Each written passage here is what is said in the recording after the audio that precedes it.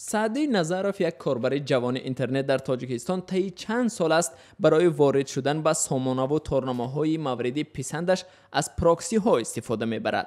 اما معرکه مسدود کردن سامانه ها در تاجیکستان باز هم گسترده‌تر شده، این بار شامل سامانه و نرم افزارها و دیگر ابزارهای فیلتر شکن شده است. و قبل سعدی باشد این تلاش ها ثمر نخواهند داشت.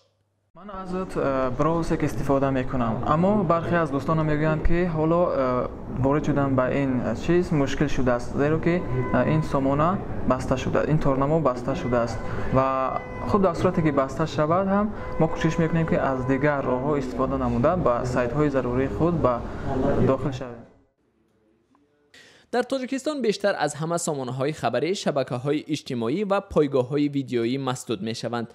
کاربران اینترنت بیش از همه نرم افزار براوزر را برای رفع محدودیت ها استفاده می بردند.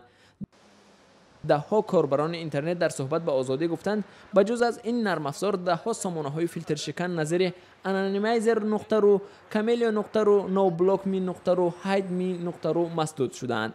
در تاجیکستان هیچ یک سازمان و یا نهاد نامگوی پوره سامانه های مسدود شده را در دست ندارد.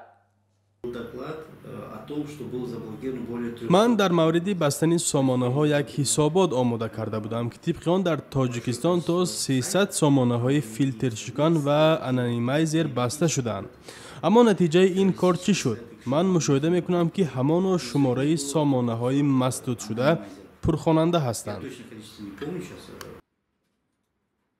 مالکان رسانه‌های خبری میگویند با وجود آنکه که دسترسی به پایگاه‌های خبری را در اینترنت به پورگی محدود نمودن امکان ندارد، شماره خوانندگان آنها به طور قابل ملاحظه کاهش یافته است. بسته شدن سایت پیش از همه به ما زیان کلان مالی رساند. بسیاری از رکلام‌دهندگان شرطنامه‌شان را با ما پیش از مهلت قطع کردند، چون که شمار خوانندگان تورنمای ما به حساب میانه تا 50% کم شده است. رکلام‌دهندگان باشند میگویند در سامانه حاضرند رکلام جای دهند که بسته نباشد.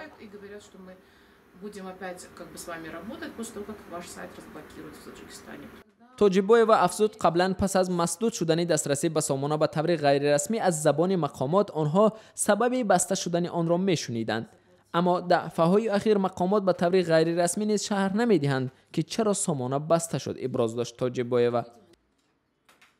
تجربه به آگاهی محدود کردن دسترسی به تورنمه‌های علاهیده در حالی است که بسته شوی سامانه‌ها در تاجیکستان دیگر به یک کار معمولی تبدیل شده است و در حال حاضر هم بعضی از سامانه‌ها مثل آزیا پلاس، رادیوی آزادی و آزادگان نیز طریق اینترنتی اکثر شرکت‌ها بسته است.